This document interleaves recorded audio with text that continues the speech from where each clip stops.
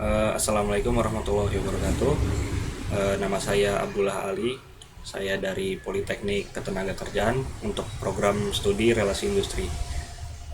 Saya di sini mendapat tugas mata kuliah Pancasila. Di sini saya akan menjelaskan presentasi saya tentang Pancasila sebagai ideologi negara. Oke, kita masuk yang pertama. Ideologi negara. Ideologi negara berasal dari kata ideas atau logos. Ideas berarti gagasan, konsep, sedangkan logos berarti ilmu. Pengertian ideologi secara umum adalah sekumpulan ide, gagasan, keyakinan, kepercayaan yang meluruh dan sistematis dalam bidang politik, ekonomi, sosial, budaya, dan keagamaan. Lalu ideologi juga dapat diartikan sebagai suatu pandangan atau sistem nilai yang menyeluruh dan mendalam tentang bagaimana cara sebaiknya, yaitu secara moral dianggap benar dan adil, mengatur tingkah laku bersama dan berbagai segi kehidupan. Lalu yang selanjutnya, pengertian ideologi negara menurut para ahli. Jadi yang pertama ada pengertian ideologi dari Karl Marx. Karl Marx di sini mendefinisikan ideologi sebagai pandangan hidup yang dikembangkan berdasarkan kepentingan golongan atau kelas sosial tertentu dalam bidang politik atau sosial ekonomi. Lalu yang kedua ada dari Lanur. Lanur menyatakan bahwa ideologi bisa dimasukkan dalam kategori pengetahuan yang subjektif. Lalu yang ketiga ada dari Carl J. Friedrich, mendefinisikan ideologi sebagai suatu sistem pemikiran yang dikaitkan dengan tindakan. Lalu yang terakhir ada C.C. Rodi, menyatakan bahwa ideologi adalah sekumpulan gagasan yang secara logis berkaitan dan mengidentifikasikan nilai-nilai yang memberi keabsahan bagi institusi politik dan pelakunya. Itu pengertian ideologi dari menurut para ahli. Lalu yang selanjutnya ada fungsi ideologi. Di sini ada dari beberapa sumber, ada 3 sumber sebagai contoh. Sumber yang pertama dari Cahyono. Cahyono ini mengatakan fungsi ideologi adalah sebagai sarana untuk memformulasikan dan mengisi kehidupan manusia secara individual.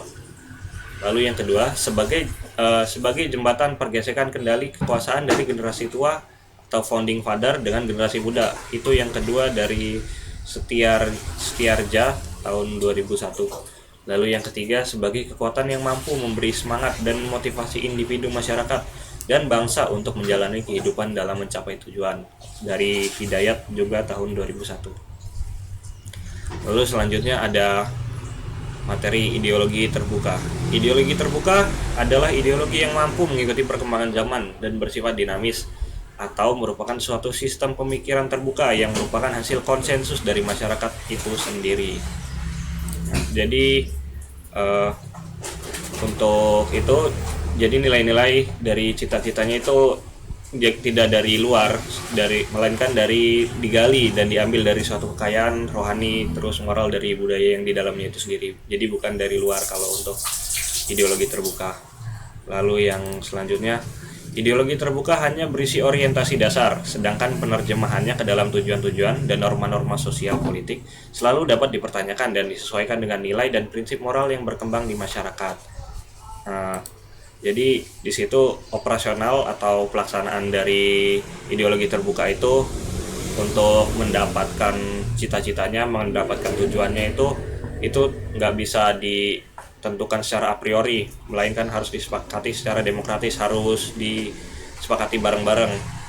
Nah, dengan sendirinya ideologi terbuka itu bersifat inklusif, tidak totaliter, tidak ngelegitimasi kekuasaan sekelompok orang. Jadi semua orang punya haknya masing-masing. Ideologi terbuka juga bisa itu terdapatnya di dalam kelompok yang demokratis. Lalu kita lanjut ke slide selanjutnya. Di sini ada ciri-ciri ideologi terbuka. Yang pertama, merupakan kekayaan rohani, moral, dan budaya masyarakat atau falsafah. Nah, di sini jadi itu berarti bukan keyakinan ideologis kelompok orang, melainkan kesepakatan seluruh lapisan masyarakat. Jadi bukan cuma satu kelompok masyarakat doang yang menentukan. Lalu yang selanjutnya ada tidak diciptakan oleh negara. Nah, di situ berarti ideologi ini ditemukan di dalam masyarakat itu sendiri, bukan dari negara. yaitu milik dari seluruh lapisan masyarakat dan bisa digali dan ditentukan dalam kehidupan mereka. Lalu yang selanjutnya, isinya tidak langsung operasional. Nah, di yang itu artinya setiap generasi baru. Nah, kan tadi kan kalau yang ideologi terbuka itu bisa ditentukan dari generasinya, bisa terus digunakan untuk setiap generasi. Jadi setiap generasi baru itu dapat menggali kembali falsafah tersebut dan kembali mencari implikasinya dalam situasi kekinian mereka. Jadi tidak harus terpatok ke yang itu-itu saja, maksudnya tidak kepatok ke teori awalnya. Jadi selanjutnya, tidak pernah merampas kebebasan dan tanggung jawab masyarakat, melainkan menginspirasi masyarakat untuk berusaha hidup bertanggung jawab sesuai dengan falsafah itu. Nah, itu sudah jelas di sini. Jadi kalau pakai ideologi terbuka itu masyarakat hidupnya berusaha hidup bertanggung jawab dengan falsafah itu. Yang kelima, ada ideologi tidak bersifat kaku dan tertutup, namun bersifat reformatif, dinamis, dan terbuka. Jadi maksud kata reformatif sendiri itu ngarah ke dari dasar kata reformasi, atau bisa dibilang membangun kembali. Kayak zaman sekarang ini orde reformasi itu membangun kembali bangsa kita, membangun pandangan bangsa kita, membangun gimana kita seharusnya. Jadi ya kita itu maju dari yang sebelumnya menjadi yang lebih baik. Lalu kata yang kedua ada kata dinamis, berarti kita bisa terus berubah dan berkembang mengikuti zaman. Dan yang terakhir ada kata terbuka, sama kayak judulnya, yang berarti kita itu tidak tergantung dengan rumus atau pendapat awal dan bisa diberi masukan sesuai dengan kebutuhan dan perkembangannya.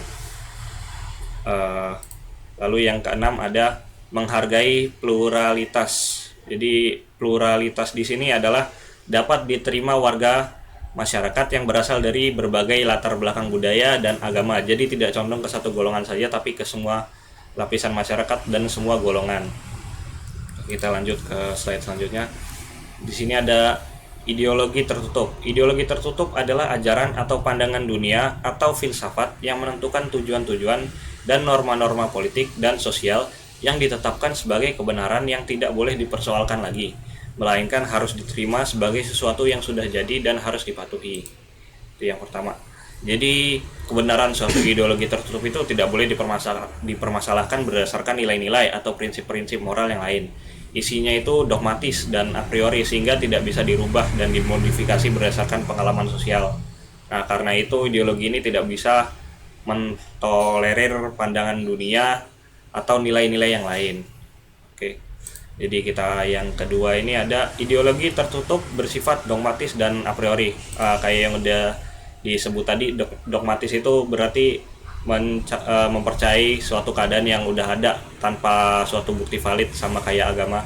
Jadi dia belum tentu ada, tapi kita sudah meyakininya, udah sebagai keyakinan batin gitu. Kalau sedangkan keyakinan a priori itu berprasangka terlebih dahulu akan suatu keadaan. Jadi keadaannya itu belum terjadi, tapi kita udah ekspektasi, udah berprasangka dulu. Lalu ideologi tertutup tersebut dipaksakan berlaku dan dipatuhi oleh masyarakat yang diatur oleh masyarakat elit tertentu atau kelompok masyarakat, yang berarti bersifat otoriter dan dijalankan dengan cara yang totaliter. Di sini totaliter berarti menyangkut seluruh aspek kehidupan, jadi hanya kalangan atas saja yang bisa mengatur ideologi tertutup itu sendiri. Lanjut, ciri-ciri dari ideologi tertutup. Yang pertama, bukan merupakan cita-cita yang sudah hidup dalam masyarakat, melainkan cita-cita sebuah kelompok yang digunakan sebagai dasar untuk mengubah masyarakat. Di situ artinya, jadi di sini dijelaskan kalau ideologi tertutup itu awalnya belum ada, tapi waktu ada penguasa baru di situ, pas di negaranya ada penguasa yang baru, itu baru dibuat ideologi. Ideologinya itu sesuai keinginan penguasanya karena mereka yang memiliki kekuasaan otoriter. Lalu yang kedua, penguasa akan memaksakan ideologinya ke masyarakat yang akan dikuasai. Jadi apabila kelompok tersebut berhasil menguasai negara yang tadi otoriter itu, ideologinya akan dipaksakan kepada masyarakat. Nilai-nilai, norma-norma, dan berbagai segi kehidupan masyarakat akan diubah sesuai dengan ideologi tersebut. Jadi dipaksakan sesuai kemauan penguasanya di situ. Lalu ada bersifat totaliter. Tadi sudah sempat sebut juga, artinya mencakup atau mengurusi semua bidang kehidupan. Karena itu ideologi tertutup ini cenderung cepat berusaha menguasai bidang informasi dan pendidikan, sebab kedua bidang tersebut merupakan sarana efektif untuk mempengaruhi perilaku masyarakat.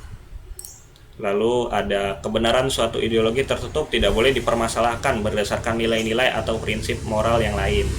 Nah, di situ berarti ideologi tertutup itu nggak bisa dikritik ya, harus tetap gitu-gitu aja, di nggak bisa dikritik, nggak bisa dikomentari, jadi harus tetap kayak gitu. Lalu yang keenam ada ideologi tertutup tidak mengakui hak masing-masing orang untuk memiliki keyakinan dan pertimbangannya sendiri. Nah, kalau yang tadi di ideologi terbuka kan hanya bisa bisa ditaruh di negara yang demokratis. Kalau di ideologi tertutup ini kesebalikannya, karena dia nggak mengakui hak masing-masing orang, nggak ada demokratisnya. Lalu yang terakhir, menuntut masyarakat untuk memiliki kesetiaan total dan kesediaan untuk berkorban bagi ideologi tersebut. Nah, yang ini berarti kan memaksa ideologinya. Oke, jadi lanjutannya menurut saya ya, lalu cirinya bagi yang tadi itu, kan tadi udah disebutin dogmatis a priori, jadi nggak bisa diubah, nggak bisa dimodifikasi, nggak bisa diapa-apain. Intinya jadi ya nilai-nilai sama cita-citanya harus diikutin, dan itu juga udah konkret, operasionalnya juga udah keras, udah mutlak, udah total, nggak bisa diapa-apain lagi. Oke, lanjut ke slide selanjutnya. Pancasila merupakan ideologi terbuka atau tertutup. Kalau menurut saya Pancasila dikategorikan sebagai ideologi yang terbuka. Kenapa? Karena Pancasila mampu menyesuaikan perkembangan zaman tanpa mengubah nilai-nilai dasarnya. Oke, jadi kenapa begitu? Jadi Pancasila kita ini untuk 100 tahun, untuk 1000 tahun ke depan tetap mampu menjadi ideologi bangsa kita, karena isinya merupakan norma-norma dasar di kehidupan di setiap sila-silanya. Jadi bakal selalu relevan di zaman apapun dan bagaimanapun perubahannya. Jadi itu bakal selalu bisa dipakai lah kapanpun zamannya. Lalu yang kedua, Pancasila mampu dikembangkan secara kreatif. Maksudnya kreatif itu Pancasila bisa disesuaikan dengan perkembangan masa tanpa mengubah nilai-nilai dasarnya. Jadi tadi kan bisa disesuaikan, ini juga bisa disesuaikan dengan peraturan-peraturan lain yang mencakup Pancasila juga, tapi tanpa mengubah nilai-nilai dasarnya. Lalu yang ketiga, menurut saya Pancasila mampu menjadi pemandu bangsa. Nah, Indonesia ini kan banyak suku bangsanya, banyak budayanya, banyak organisasinya. Ya, Pancasila ini bisa dipakai untuk menghadapi era keterbukaan. Untuk yang baru-baru ini ada era globalisasi yang identik dengan ketergantungan antar negara, pencampuran masyarakat dengan budaya luar, perpindahan penduduk luar, dan macam-macam lainnya. Pancasila akan menjadi panduan, bakal jadi kayak guide untuk jadi pemandu masyarakat Indonesia bagaimana tata cara bernegara dan berbangsa di Indonesia untuk kita saat ini dan kedepannya. Lalu yang selanjutnya, dalam proses pembuatannya, isi Pancasila dikumpulkan dari berbagai aspirasi yang disatukan. Nah, itu kan berarti kan juga pas lagi perancangan Pancasila ada banyak tokoh yang merancang untuk jadiin Pancasila sebagai dasar negara, kayak Insinyur Soekarno, ada Muhammad Hatta, ada Muhammad Yamin, ada Supomo, sama yang lain-lainnya. Lalu yang tambahan dari saya, Pancasila menurut saya sih maksud saya nggak dikategorikan tertutup, karena itu Pancasila itu tidak otoriter ya. Jadi yang pertama tidak otoriter, lalu yang kedua tidak dogmatis dan bisa selalu disesuaikan dengan keadaan zaman. Maksudnya tidak dogmatis ya, tidak ditentukan dari awal, itu juga dibangunnya bareng-bareng. Maksudnya itu bukan kepercayaan yang dari dalam luhur loh, itu hanya sebagai panduan, dan pembentukannya juga tidak oleh kaum atas saja. Lalu selanjutnya, contoh kasus pelanggaran yang mengancam eksistensi Pancasila. Nah, ini saya udah ngumpulin beberapa kasus-kasus yang mungkin dianggap paling berpengaruh ke eksistensi Pancasila, yang bakal mengancam eksistensi Pancasila. Yang paling pertama, yang paling terkenal ya, G30 SPKI, yang dengan jelas dipaparkan gimana pemberontakan itu terjadi yang sangat akan mengancam keutuhan negara dan ideologinya, karena mereka memaksakan kehendak mereka sendiri. Mereka mau mengubah dasar negara Indonesia yang udah ditentukan sebagaimana yang udah jadinya Pancasila ini, mau diubah jadi pemahaman komunis mereka, dan itu tidak sesuai dengan bagaimana cita-cita negara kita sendiri. Lalu yang kedua ada pemberontakan DITI, itu Darul Islam atau Tentara Islam Indonesia. Itu pemberontakannya hampir sama kayak PKI. Mereka memaksakan keinginan mereka, memaksakan ideologi mereka. Itu terjadi hampir di seluruh wilayah Indonesia, mulai dari Pulau Jawa, Pulau Sumatera, Pulau Kalimantan, Pulau Sulawesi, dan lain-lain. Jadi mereka ini memaksakan ingin membentuk suatu negara Islam Indonesia, sedangkan itu kan juga gak sesuai dengan Pancasila yang sifatnya demokratis, harus bersifat adil ke semua ras, bangsa, dan agama. Lalu selanjutnya ada kasus penyalahgunaan, ada pemberontakan RMS dulu. Ini pemberontakan sama juga tapi hanya di Maluku Selatan. Jadi mereka bikin pemberontakan di Maluku Selatan. Mereka ingin membentuk suatu negara baru yang dinamakan Republik Maluku Selatan. Lalu yang selanjutnya ada penyalahgunaan narkoba oleh para artis. Nah, para artis belakangan ini kan juga banyak kasus-kasus penyalahgunaan narkoba ya. Ini sebenarnya jadi contoh yang buruk, apalagi anak-anak sekarang yang generasi muda kan sering nonton media-media sosial, nonton TV, nonton YouTube, nonton segala macam siaran itulah.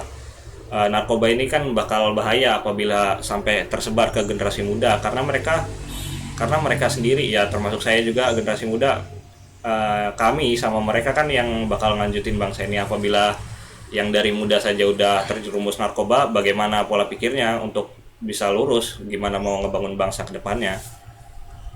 Nah, lalu yang selanjutnya ada kasus korupsi Jiwasraya yang baru ramai kemarin. Sebenarnya sih untuk kasus Jiwasraya sendiri, saya sendiri nggak terlalu paham gimana kronologinya, tapi kita semua tahu bahwa korupsi itu tindakan yang nggak sesuai dengan norma macam-macam yang terkandung di Pancasila, yang tidak seharusnya dilakukan lah. Atau singkat saja, korupsi itu kita anggap aja sebagai mencuri lah. Semua orang tahu mencuri itu dosa. Bahkan anak kecil yang masih TK, masih umur 5 tahun aja tahu mencuri itu dosa. Lalu kenapa orang-orang yang udah duduk di bangku pejabat, udah duduk menjadi DPR, udah duduk jadi DPD, udah jadi gubernur, itu masih aja suka korupsi, padahal tahu itu konsekuensinya bakal kayak mana, dan itu pasti banget bakal merugikan rakyat dan masyarakatnya. Nah, lalu yang terakhir, kericuan antar ormas. Nah, kericuan antar ormas ini menurut saya sih agak sensitif ya. Biasanya sih kericuan antar ormas itu cuman karena masalah sepele atau masalah perbedaan pendapat yang sedikit doang, yang sebenarnya sih nggak perlu sampai terjadi sampai ada kerisuan gitu. Lagi pula kalau kita bisa berpikiran terbuka, bisa open minded, bisa menangkap, bisa mau mengambil masukan orang dan bisa mengambilnya dengan lapang dada, ya hal-hal seperti itu nggak bakal terjadi. Dan kita juga kan pakai ideologinya Pancasila yang demokratis, ya seharusnya kayak gitu nggak perlu sampai terjadi. Oke, terima kasih, sekian dari saya. Wassalamualaikum warahmatullahi wabarakatuh.